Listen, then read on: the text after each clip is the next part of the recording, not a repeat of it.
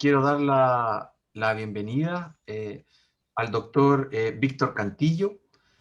Doctor Cantillo, él es profesor titular del Departamento de Ingeniería Civil Ambiental en la Universidad del Norte en Colombia, y además es el actual vicepresidente de la Sociedad Panamericana de Investigación en Transporte y Logística. Eh, Doctor Cantillo hizo sus estudios en la Universidad del Norte en Colombia, magíster en Ingeniería en Transporte y un doctorado en la Universidad Católica de Chile. Es autor de más de 70 publicaciones científicas, ¿cierto? Y sus áreas de interés son la planificación, modelación, sistemas de transporte, economía, econometría y logística. Así que le doy la bienvenida al doctor Víctor Cantillo y lo dejo para que nos pueda hacer su presentación. Muy buenos días a todos y a todas. Es realmente muy grato poder compartir con ustedes estos minutos de este seminario. Agradezco, por supuesto, a Fernando, al profesor Pablo Miranda, mi antiguo compañero de clases en la Universidad Católica de Santiago, y por supuesto también a la Universidad Católica del Norte por esta oportunidad que me brindan para compartir. En esta ocasión yo voy a hacer una presentación sobre unas investigaciones que hemos desarrollado en los últimos años en el contexto de logística humanitaria. Me permiten entonces compartir la pantalla para proceder con la presentación correspondiente. Vamos aquí, ¿qué hacemos? Bueno, específicamente el tema que yo les voy a tratar es sobre un concepto muy reciente, aunque por lo menos reciente en el contexto de logística humanitaria, aunque con bastante historia, sobre todo en biología, y es el concepto de costos de privación, por supuesto, en este caso aplicado a la logística humanitaria. Seguramente para ustedes la logística es un área de amplio conocimiento, pero principalmente la logística comercial, la logística en el concepto de los negocios, de las cadenas de suministro para la provisión de bienes y servicios. Sin embargo, la logística humanitaria o logística de desastre tiene lugar en situaciones extremadamente complejas, donde surgen una serie de necesidades urgentes, decisiones que pueden significar la vida o la muerte. Y también, dado que las cadenas logísticas que proveen los bienes y servicios esenciales se ven seriamente afectados, hay escasez de los recursos vitales para el soporte de la vida y el bienestar de las personas.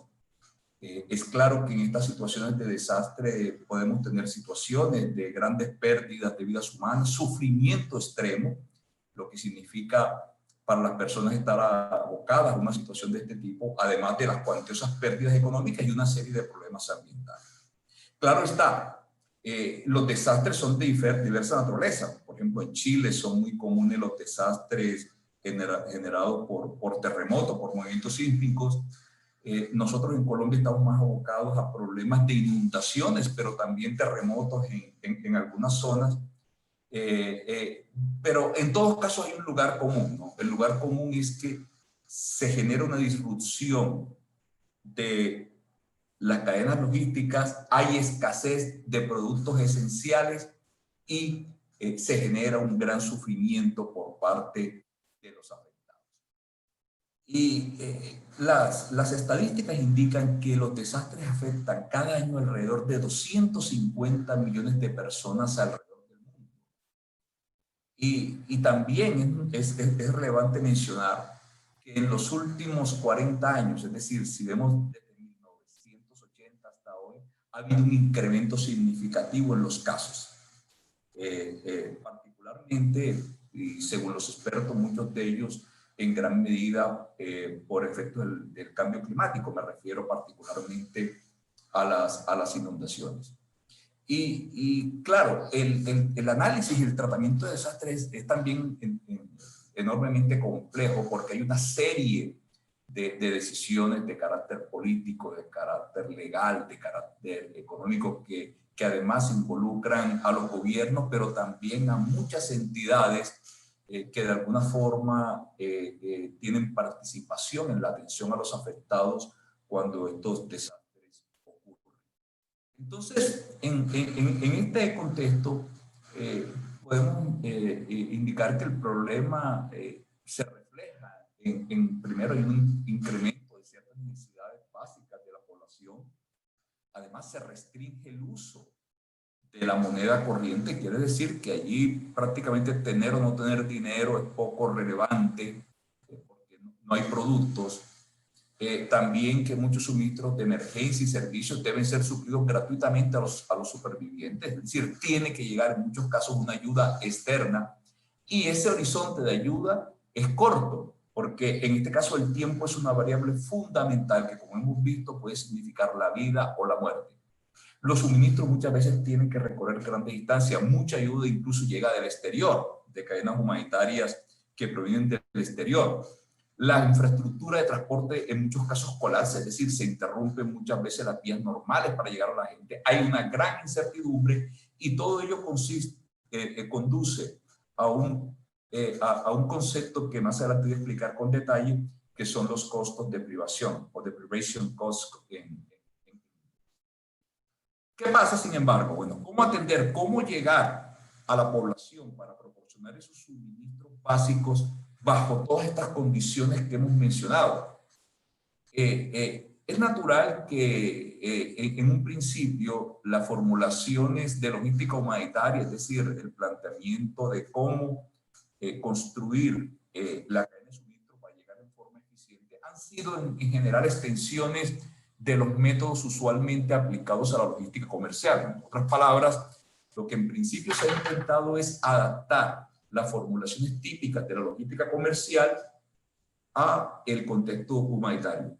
Pero como veremos, hay diferencias sustanciales entre uno y otro, incluso en la función objetivo, que nos llevan en cierta forma a cuestionar estas aproximaciones que tradicionalmente se han realizado, y es porque no tienen en consideración las características que hacen única a la logística humanitaria. Por ejemplo, en las aproximaciones tradicionales se han involucrado los costos logísticos, que siempre, por ejemplo, en los modelos incluimos los costos de instalaciones, los costos fijos de inventario, costos de transporte y eventualmente algunas penalidades, sobre todo para considerar el tiempo.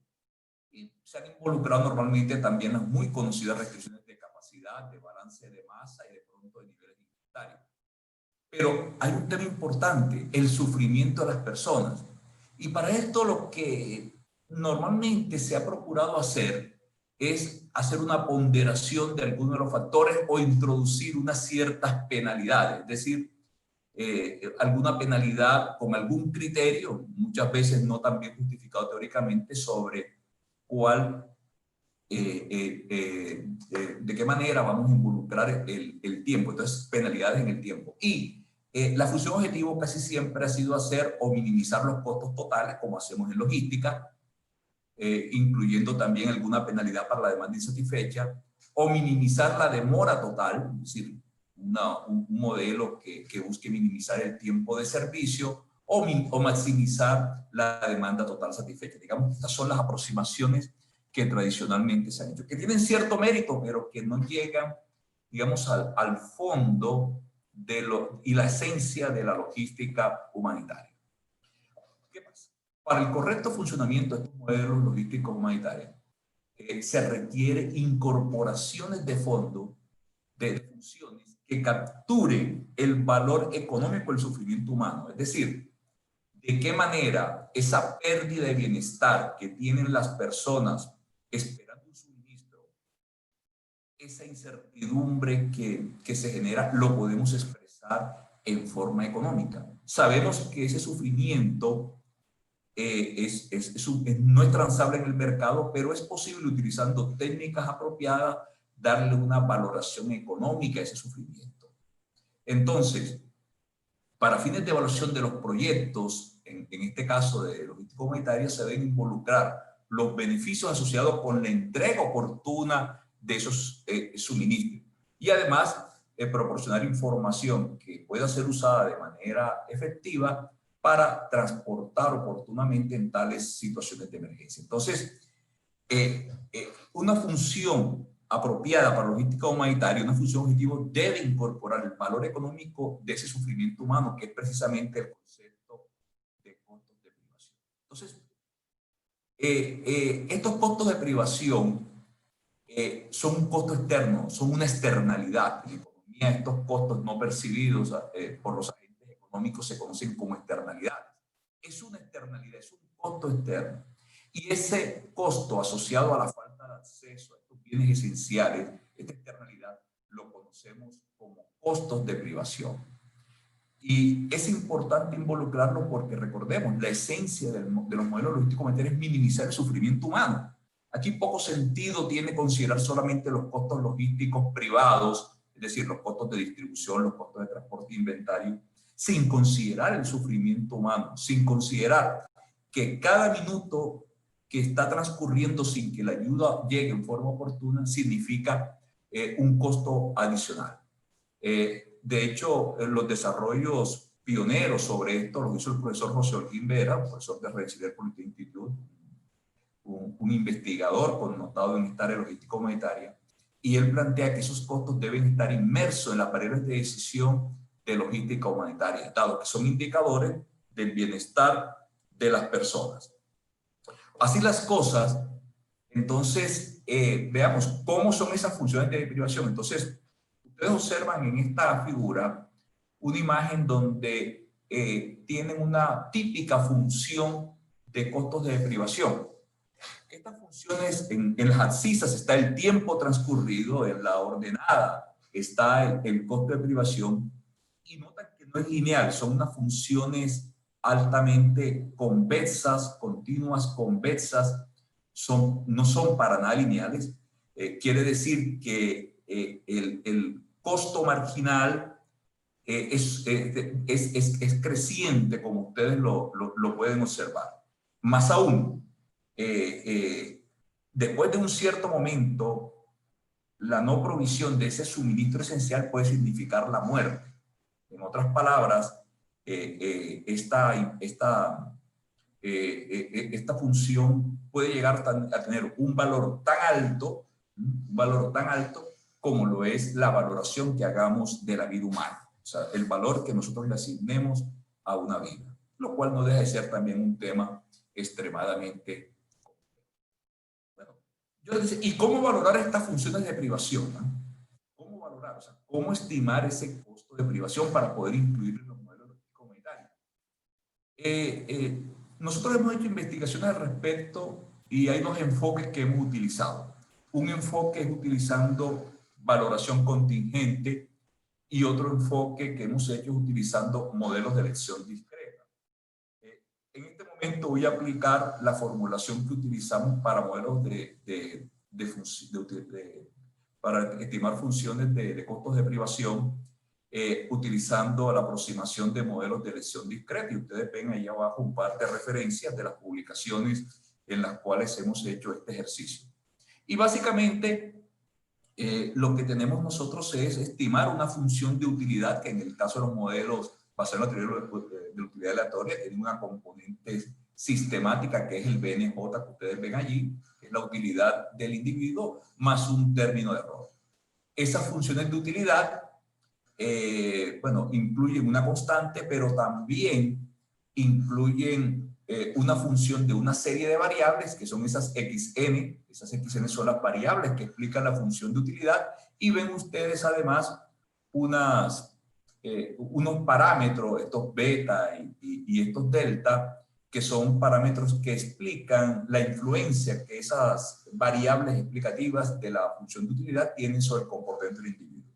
Recuerden, quizá algunos de ustedes han visto en algún momento estos modelos de elección discreta. Son modelos donde básicamente un individuo que tiene diferentes alternativas escoge dentro de ellas las que maximicen su utilidad. Suponiendo que los individuos son maximizadores de la utilidad.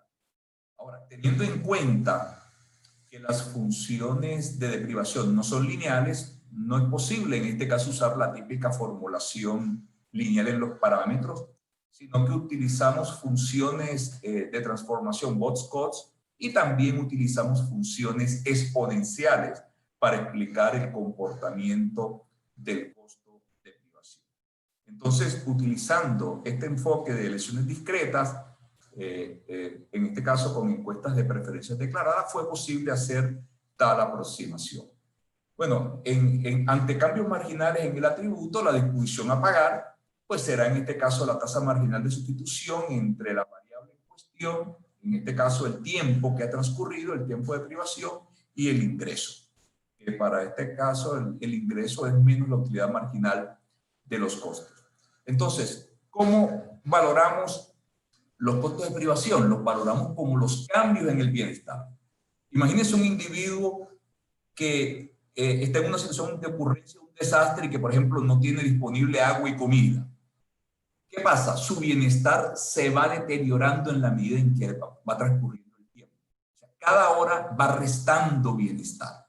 Entonces, lo que nosotros hacemos justamente es valorar en términos económicos cuál es ese cambio, esa variación en el bienestar del individuo. Y ustedes pues observan allí la manera como se hace. No tengo tiempo de ahondar en detalles, pero la esencia es esa, valorar el cambio en el bienestar. Ahora, nosotros como utilizamos modelos de la familia Logic, de valor extremo tipo 1, en este caso, para valorar, también se puede hacer esta estimación considerando el cambio en el excedente del consumidor, que por supuesto se refiere a los cambios, la variación marshalliana, y utilizamos para tal propósito lo que se conoce como el log-sum, ¿no? El log-sum, que es el logaritmo de la sumatoria de los exponenciales de las utilidades. Entonces, ese cambio en el excedente del consumidor, que es el cambio en la diferencia entre el excedente en el momento inicial, en el tiempo t igual a 0 y el momento t igual a t, o sea, cuando ya ha transcurrido un cierto tiempo, esa variación también podemos nosotros utilizarla para fines de estimar esa función de costo de privación.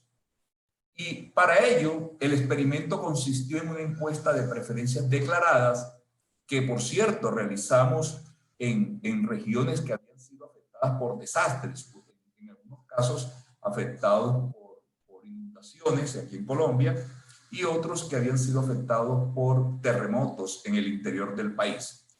En ese caso, se recolectó información socioeconómica de los individuos como parte de la encuesta y el contexto de elección es el que ustedes observan allí.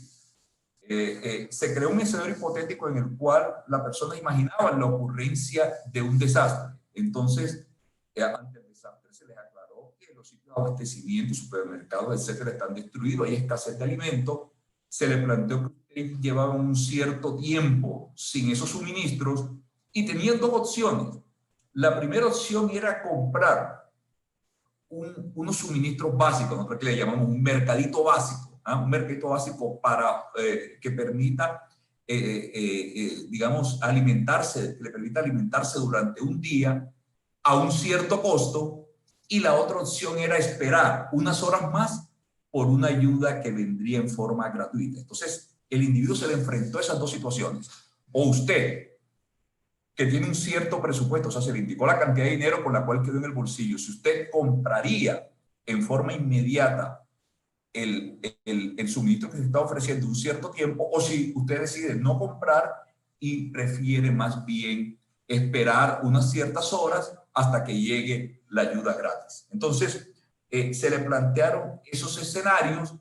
Las variables utilizadas fueron el tiempo de carencia, que es el tiempo que ha transcurrido que sucedió el desastre, el tiempo de espera, es decir, en caso de que la ayuda viniese gratis, cuántas horas más tendría que esperar, el ingreso disponible en pesos colombianos. Bueno, yo aclaro que un peso colombiano son más o menos 25 centavos de pesos chilenos, es decir, un peso chileno son más o menos 4 pesos colombianos. Y el costo unitario, que es lo que tendría que pagar por ese suministro, ¿ya? Entonces, realizamos un diseño experimental en el cual pusimos a variar estos atributos el individuo finalmente tenía que enfrentarse en esta situación. Ustedes ven las dos alternativas. Se le indica el caso del tiempo que lleva sin comer ni beber, el tiempo que tendría que esperar por ayuda gratis, la cantidad de dinero que tiene disponible, lo que cuesta el mercadito, como lo llamamos, ¿ya? La decisión que tiene que tomar era comprar o esperar, ¿no? Comprar o esperar. Bueno, con estas dos alternativas estimamos los modelos. Tampoco quiero ahora detenerme yo en el análisis de estos modelos exponencial y Box-Cost, pero aplicando las formulaciones vistas anteriormente sobre excedente, de cambio en el excedente de los consumidores, estimamos estas funciones de costo de privación. Fíjense cómo crecen.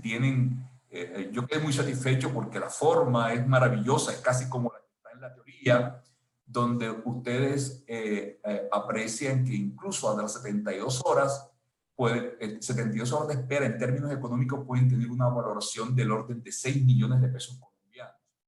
Esto, en la época en que hicimos esta encuesta, hace unos 4 años, equivaldría aproximadamente a unos $2.000. Entonces, fíjense ustedes lo relevante que son estos costos. Si no los involucramos, podemos tener modelos que realmente no nos conducen al óptimo social que esperamos. Bueno, ¿y cómo pueden utilizarse estas formulaciones? Nosotros, este concepto de costo de privación lo utilizamos para formular modelos logísticos, en este caso un típico Facility Location Problem, un modelo de localización de instalaciones, para llegar a regiones afectadas. Para explicar este grafo que ustedes observan ahí, permítanme entonces utilizar por aquí el apuntador. Imaginemos que estos son los puntos de distribución, es decir, estos son los sitios donde se distribuye la ayuda a la población afectada. O sea que aquí estos puntos están en la región afectada. Son sitios. Aquí tenemos nosotros unos centros de distribución y acá tenemos nosotros unos centros de consolidación. En los centros de consolidación normalmente ahí llega primero la ayuda, es decir, casi siempre la ayuda que viene del exterior llega a un lugar que normalmente esto está en una zona no afectada, ya, que tiene que disponer también de aeropuertos y de todas las facilidades logísticas, un puerto para que toda la ayuda que llega pueda llegar a hacerlo en forma oportuna. De allí entonces nosotros vamos a estos centros de distribución donde nosotros podemos preposicionar carga. Incluso lo que se recomienda en logística humanitaria es que se tenga carga preposicionada. Quiere decir que en esos sitios, esos centros de distribución son lugares donde se debe tener carga preposicionada para poder atender en forma oportuna. Y esa carga pues se va renovando. Esta es una muy buena práctica en logística humanitaria y eso pues nos permite atender en forma oportuna. Son sitios de carga preposicionada desde los cuales ante la ocurrencia de un desastre podemos llegar rápidamente a las personas. Entonces, construimos un modelo logístico humanitario. La ayuda a estos centros de distribución, a estos puntos de distribución, puede llegar directamente de los centros de distribución o puede llegar también directamente de los centros de consolidación. El problema consiste en dónde se debe localizar estos centros de distribución. Es decir, nosotros tenemos una serie de sitios candidatos para esos centros de distribución. La pregunta es cuáles son los sitios, los lugares donde debemos ubicarlos y también de qué forma vamos a hacer nosotros la distribución. En otras palabras, cada punto de distribución, desde qué o desde cuáles centros de distribución o centros de consolidación deberán ser atendidos. En este modelo que nosotros planteamos, ustedes ven allí la referencia, el artículo donde fue publicado el año pasado, un artículo que entre otras cosas ha sido altamente citado en el corto tiempo que lleva. Como todo modelo, pues tiene una serie de supuestos, por ejemplo, que cada punto de demanda se establece por un único centro de distribución, que un centro de distribución puede ser abastecido desde múltiples centros de consolidación, que desde cada centro de distribución es posible enviar suministros a varios puntos. Además que los centros de consolidación y distribución están ubicados en lugares libres de riesgo, están ubicados en lugares que no han sido afectadas. Los centros de demanda, pues en este caso hacen referencia a centroides de la población afectada. O sea, la demanda además es conocida o estimada. Estimamos la demanda, pues obviamente en proporción a la población que tiene cada región afectada. Si se abre un centro de distribución, al menos deberá preposicionar un mínimo de la demanda total. Y los tiempos de viaje, es decir, los tiempos de recorrido desde el centro de consolidación y desde el centro de distribución hacia los puntos de demanda son conocidos. Y precisamente estos son los que van a definir los costos de privación. Bueno, ahí ustedes ven todas las... Yo por supuesto, voy a remitirles esta presentación para que ustedes tengan acceso a ella, pero por limitaciones de tiempo imposible detallar cada una de las variables y de las restricciones del modelo. Pero yo quiero simplemente centrarme en la formulación matemática, que vemos allí.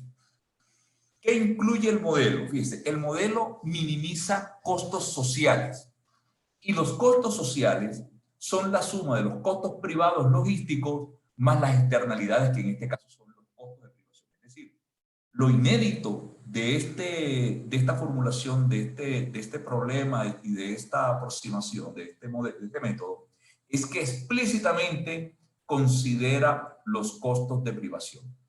Si nos damos cuenta, aquí tenemos nosotros unos costos de transporte, tenemos unos costos de transporte también. Estos son los costos desde los centros de consolidación, estos son los costos desde los centros de distribución. También tenemos acá unos costos fijos de las instalaciones, los costos fijos de localizar las instalaciones.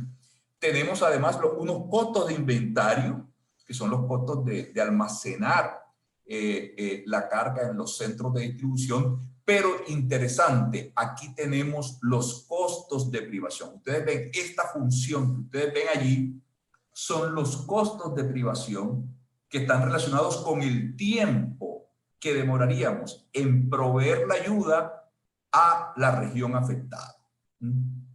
Esto también son costos de privación. En este caso son costos de privación si hacemos el envío directo desde los centros de consolidación, y en este caso si el envío lo hacemos desde los centros de distribución. Pero lo interesante es que aquí no solamente estamos involucrando los costos logísticos, y fíjense que no estamos poniendo penalidades de ningún tipo como se usaba en la logística tradicional, sino que en forma explícita estamos involucrando estas funciones de privación que son las que mencioné anteriormente. Por supuesto, hay una serie de restricciones, hay restricciones de balance de masa, hay restricciones de capacidad, hay restricciones también de cumplimiento de la demanda. Bueno, los P son proporciones, son la proporción de la demanda que llega desde cada lugar, que obviamente deben estar entre 0 y 1. Entonces hay una serie de restricciones que son más bien típicas de los modelos logísticos, pero acá repito, la principal contribución es que yo diría que por primera vez en modelos de esta naturaleza explícitamente se están involucrando los costos de privación. Como todo modelo hay que verificar cómo funciona y qué resultados se obtienen en casos de aplicación. Y nosotros, esta función de privación que ya la vimos, ahí ustedes ven el modelo que utilizamos, lo analizamos para un contexto específico y en este caso utilizamos como caso de estudio los municipios afectados por el fenómeno de la Niña en el periodo 2010-2011. Sucede que, bueno, en Colombia la Niña significa muchas lluvias. Creo que en Chile es lo contrario. En Chile el efecto del niño y la niña es inverso del de Colombia. Pero el fenómeno de la Niña del 2010-2011 generó enormes precipitaciones en el país. Este río, que es el río Magdalena, el más importante del país, se desbordó y generó afectaciones en varios municipios, en muchas regiones del país. Entonces, dijimos, bueno, ¿cómo podemos construir un modelo de logística humanitaria definiendo esa localización de esos centros de distribución para a atender esta población que fue afectada por el fenómeno de la niña y que está en riesgo de que vuelva a ocurrir. Está en riesgo. De hecho, en esta época hay alerta en el país porque los niveles del río Magdalena han crecido. Estamos en una niña no tan fuerte como la de entonces, pero sí hay varios municipios que ya están empezando a sentir el rigor de la creciente del río. Bueno, nosotros tenemos aquí cuáles son los municipios afectados. Pusimos los centros de distribución y como resultado de la aplicación de este modelo, ustedes encuentran allí cuáles son esos flujos que finalmente resultaron, o sea, en este caso, pues la cantidad de ayuda que debe llegar a cada uno de los sitios de distribución. Ya, y interesante, ustedes notan aquí, dependiendo del número de instalaciones, es decir, esto es el número de centros de distribución que tendríamos, cómo van variando cada una de las componentes del costo de privación y de los otros costos logísticos. Observen ustedes que los costos de privación, fíjense, son mucho más altos, en todos los casos, son mucho más altos que los costos logísticos, pero noten ustedes que son decrecientes según el número de centros de distribución. Por supuesto, si tenemos más centros de distribución, podemos llegar más rápidamente a la gente. O sea, casi que en la situación ideal es casi que tener un centro de distribución para cada población afectada. Entonces, estos costos de privación son naturalmente decrecientes con el número de instalaciones que localizamos. Pero, ¿qué ocurre? Pues los costos fijos de esas instalaciones, los costos de inventario más los costos de mantener esas instalaciones son naturalmente crecientes. Mientras más instalaciones, mayores costos fijos. Los costos de inventario empiezan a crecer y después tienen un comportamiento pues más o menos decreciente, pero muy suavemente. Los costos de transporte, bueno, son decrecientes, lo que pasa es que la escala no permite verlos tan claramente, pero sí evidentemente son decrecientes. Ahora, desde luego, nos interesa a nosotros minimizar los costos sociales globales, porque ese es el propósito de la logística humanitaria, no solamente considerar los costos netamente logísticos, sino que también es nuestro propósito minimizar los costos sociales globalmente, involucrando dentro de ellos los costos de privación. Y esta imagen que ustedes aprecian aquí a la derecha es claramente indicativa de cómo varían los costos totales, dependiendo del número de instalaciones. Pueden ustedes observar que en este caso, si analizamos la curva de costos totales, esta que está en coloración negro, el mínimo está entre 3 y 4 centros de distribución, entre 3 y 4 centros de distribución. Pero también quiero resaltar allí la composición que tienen en este caso las diferentes componentes. Miren esta tabla, aquí se ve que los costos mínimos se obtienen cuando tenemos 4 centros de distribución y nos damos cuenta la participación que tiene cada uno de ellos. Por ejemplo, los costos de transporte en este caso son 229, creo que esto está en millones de pesos colombianos, no recuerdo, las unidades. Los costos fijos, o sea, los costos de las instalaciones, son del orden de 2.195, nuevamente millones de pesos. Los costos de inventario, de almacenamiento de estos productos, de la carga preposicionada, ustedes lo ven acá, pero los costos de privación son claramente los más relevantes. Nosotros hicimos un ejercicio también, no considerando los costos de privación, sino aplicando los modelos tradicionales de la logística comercial con algunas adaptaciones y los resultados son absolutamente diferentes.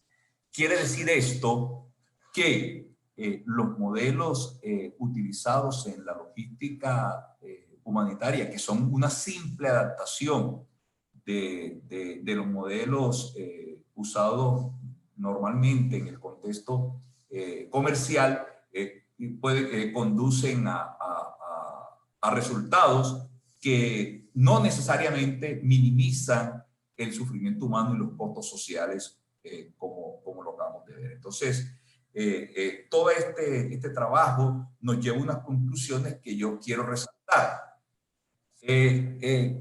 Lo primero es que, y ya lo hemos señalado y en eso hemos sido reiterativos a lo largo de esta presentación, y es que estos costos de privación deben estar inmersos en los modelos de logística humanitaria.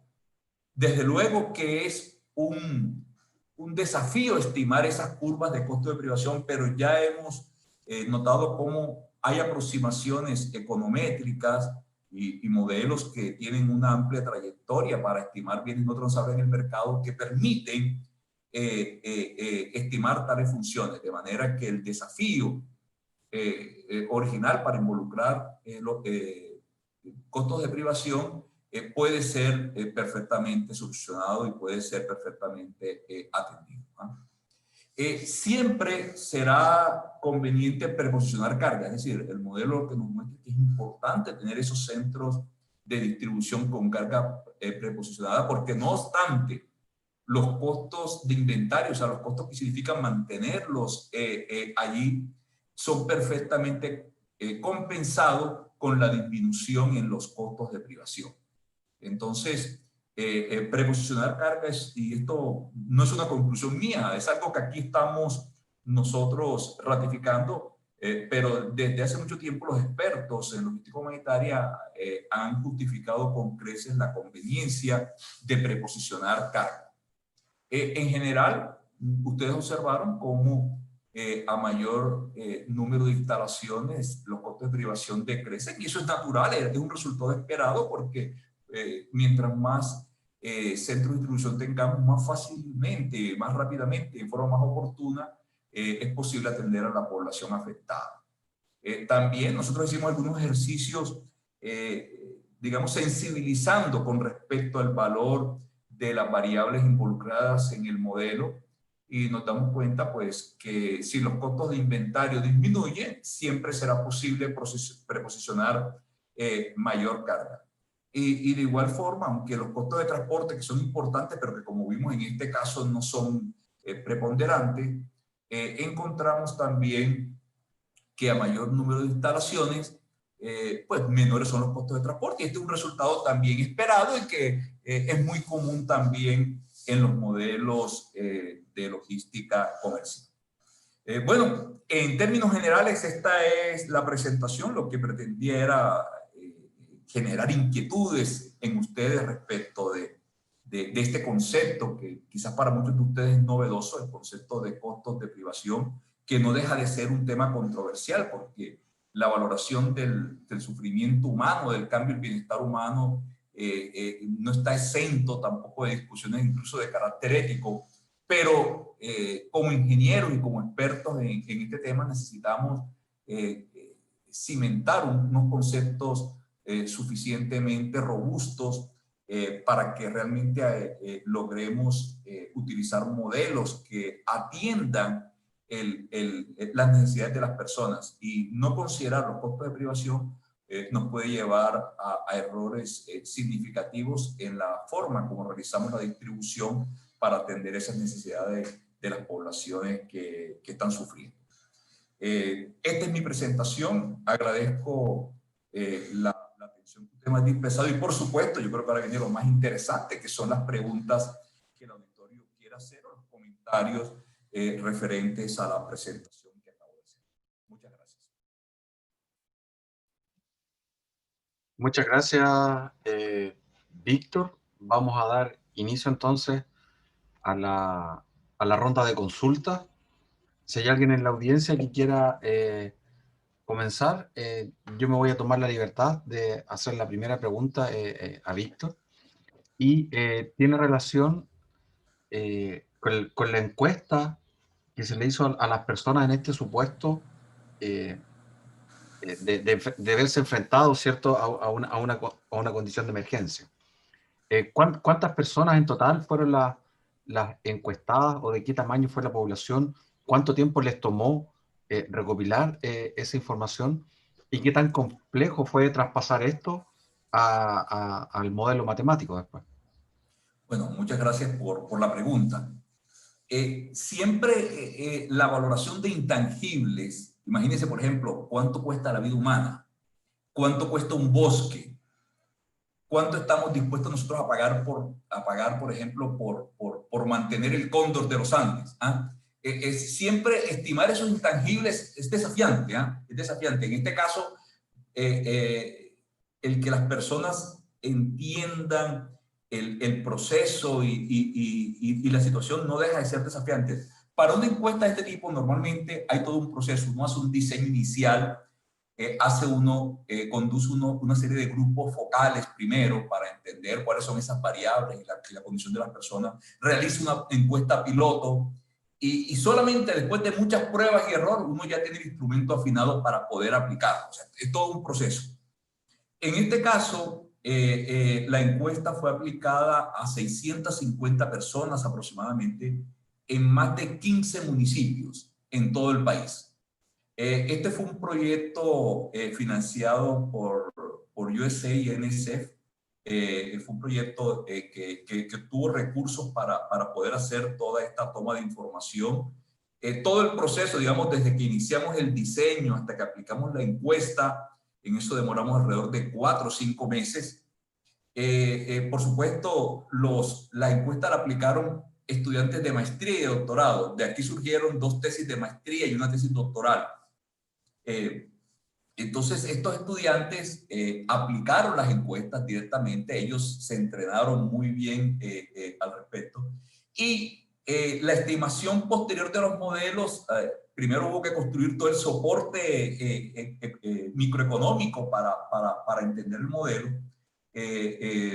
Pues digamos que fue también desafiante, pero ya lo habíamos hecho anteriormente en otros contextos, es decir, aplicar estos procesos para estimar intangible en otros contextos ya también lo habíamos hecho. Bueno, mi tesis doctoral fue justamente sobre modelos de lesión discreta.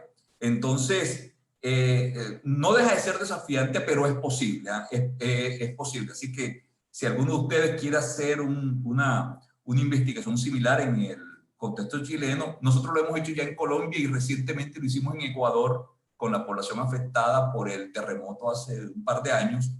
Pero si ustedes quieren hacerlo en el contexto chileno, yo creo que es perfectamente posible y con el mayor gusto estaría dispuesto a colaborar para el diseño del instrumento y la aplicación misma. Muchas gracias, Víctor. ¿De la audiencia hay alguna otra pregunta? Pueden hacerla en el chat también o desbloquear su micrófono. Pablo. Casi. Hola Víctor, mira, primero que todo gracias por tu presentación, muy interesante tu trabajo. Bueno, algo me he familiarizado con las cosas que has hecho, así que no es pero muy interesante el trabajo que has hecho, me gustó mucho. Tengo hartas preguntas, así que la verdad voy a elegir una nomás y después vemos si hay más tiempo. La primera, a ver, precisamente me voy a meter en un tema que menos manejo de las cosas que te desarrollaron, digamos, que es el estudio precisamente del modelo y de los costos de este intangible, ¿cierto? A mí me llama una curiosidad, digamos, porque cuando le preguntan a las personas a través de esta encuesta, ellos de algún modo meten consciente o inconscientemente cuánto valoran su tiempo, su espera. Y no sé si ustedes pudieron concluir o no si se puede con este estudio determinar cuánto para ellos vale una vida. Eso a mí me genera una confusión importante, digamos, porque no es mi tema, naturalmente. Bueno, No sé si se entiende mi pregunta. precisamente el propósito era ese, cómo las personas valoran el tiempo, ese tiempo sin el suministro. Ya, esa es la función. La función es de qué manera ellos valoran ese tiempo que ha transcurrido y también el tiempo que tendrían que esperar por recibir nueva ayuda. O sea, ese es el propósito y en eso en alguna forma se parece a las estimaciones de valor del tiempo, en cierta forma. Claro. Eso claramente está allí. Ahora, lo otro que tú mencionabas, bueno, en este caso de los modelos econométricos,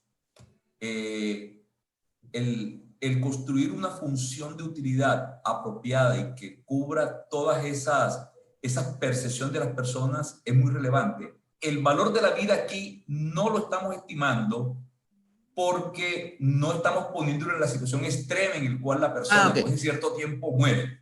Sin embargo, te comento esto.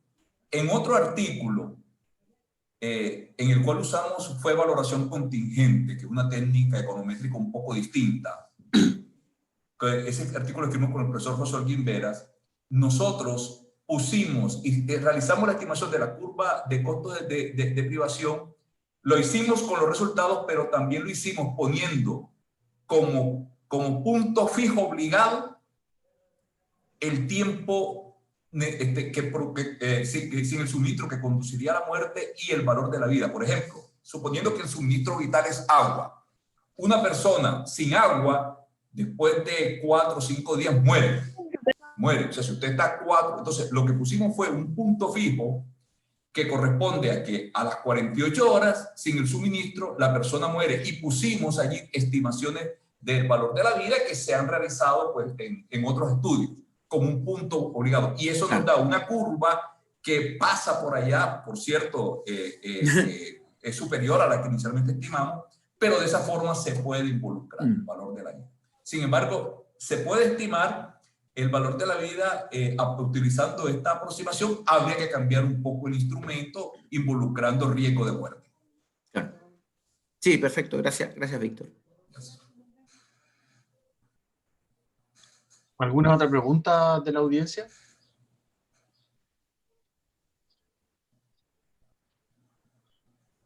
Si no, yo tengo otra. Sí. No, pero me gustaría escuchar a los jóvenes, a ver si... Sí, por supuesto. No sean tímidos, no sean tímidos. ¿Ah? Miren que yo soy de la costa caribe de Colombia, o sea, yo tengo el mar Caribe casi que aquí lo veo en mis ojos, nosotros somos desabrochados, así que yo espero que ustedes se sientan plenamente en confianza para poder hablar y comentar. ¿Podemos ir con tu pregunta, Pablo, mientras se anima allí? Yo veo aquí que como que Julio César como que activó el micrófono, no sé si querías hablar, Julio César. Hola, profe Víctor. Yo soy Adelante, de Colombia, nos conocimos en la Universidad del Valle Palmira, cuando usted nos fue a visitar. Caramba, sí, claro, cuando la acreditación. Hicimos un encuentro de ingeniería industrial allá en el 2013. Sí, ya recuerdo, claro que sí, el encuentro de ingeniería nos fue a industrial. visitar por allá, un placer saludarlo. Gracias. La presentación realmente es muy motivante. Le agradezco mucho por haberla compartido. Creo que ese es un tema que hoy en día está muy, muy atractivo y pues demasiado relevante. Mi pregunta está asociada con una preocupación que tengo y es el componente estocástico que tienen las características de los fenómenos naturales. Es decir, cuando uno está valorando el costo de una inundación, pues depende de si es una inundación pequeñita o es una avalancha y todas esas cosas.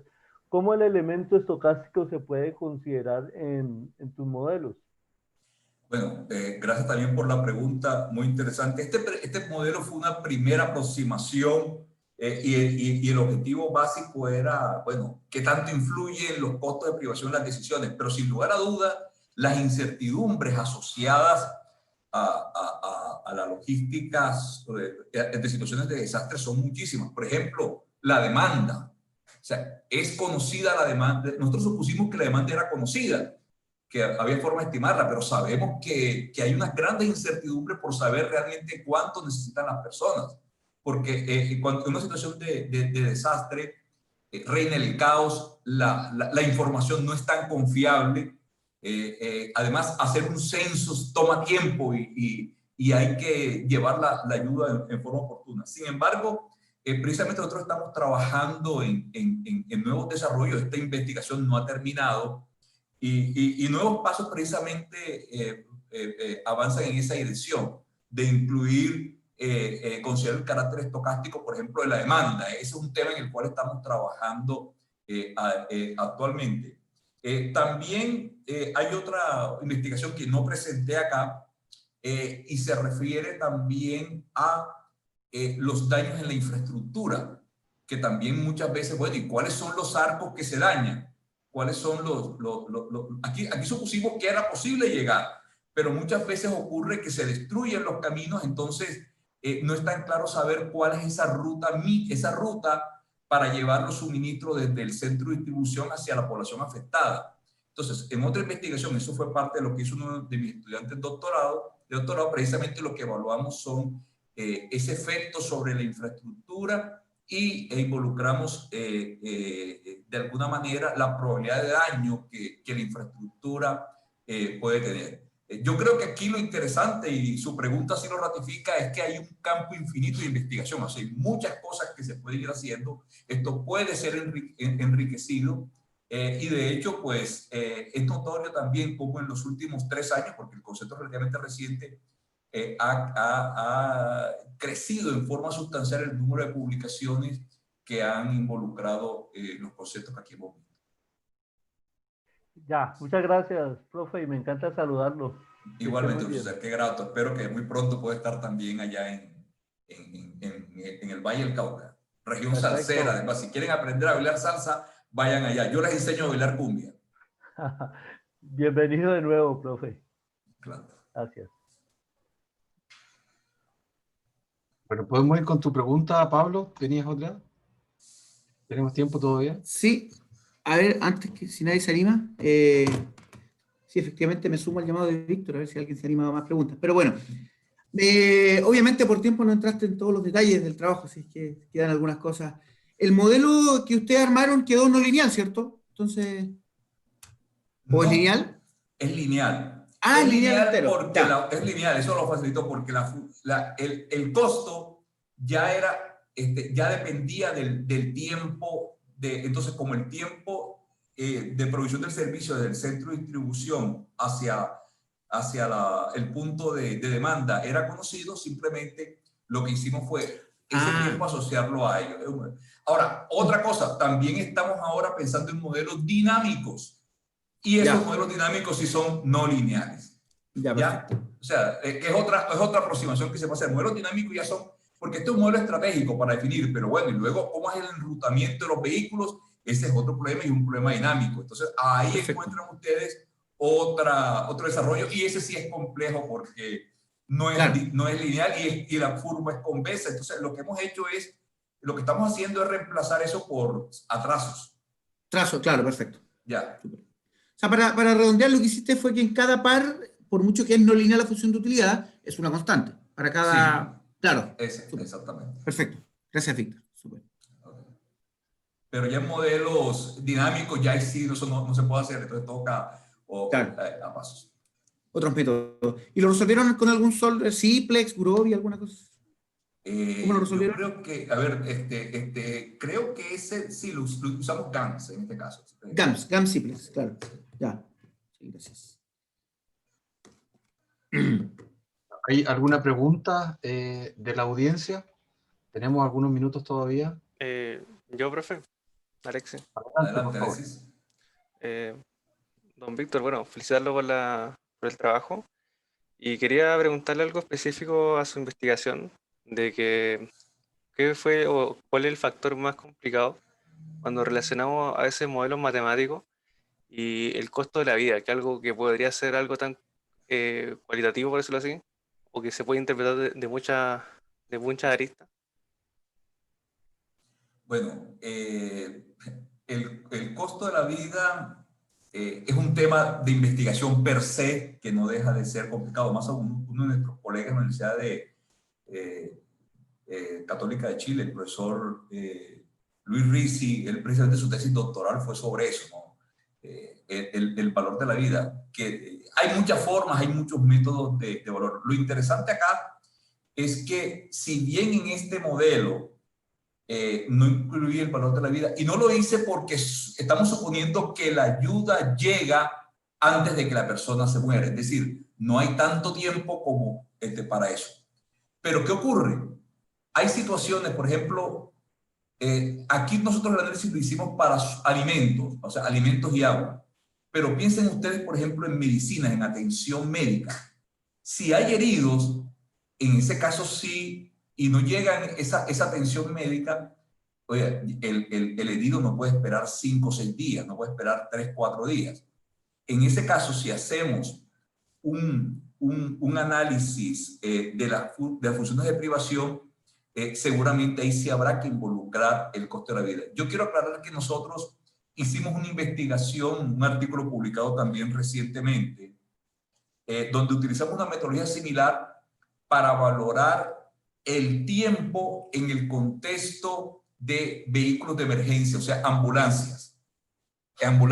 En otras palabras, la valoración económica del tiempo de una ambulancia que llega a atender un herido para transportarlo hacia un centro de atención, un hospital, por ejemplo, ya, un hospital. Entonces hicimos una adaptación de esta misma metodología para ese contexto. ¿Y eso para qué sirve? Para preposicionar los lugares donde deben estar las ambulancias. ¿Ya? Sitios óptimos donde deben estar las ambulancias, de tal forma que la atención sea oportuna, y en ese caso lo que hicimos fue un modelo donde involucramos esa valoración económica del tiempo de atención. Y ahí sí es extremadamente relevante el considerar el valor de la vida, porque si la ambulancia demora más, la probabilidad de que la persona muere es creciente con el tiempo, y además también es una función exponencial, una función convexa. Entonces,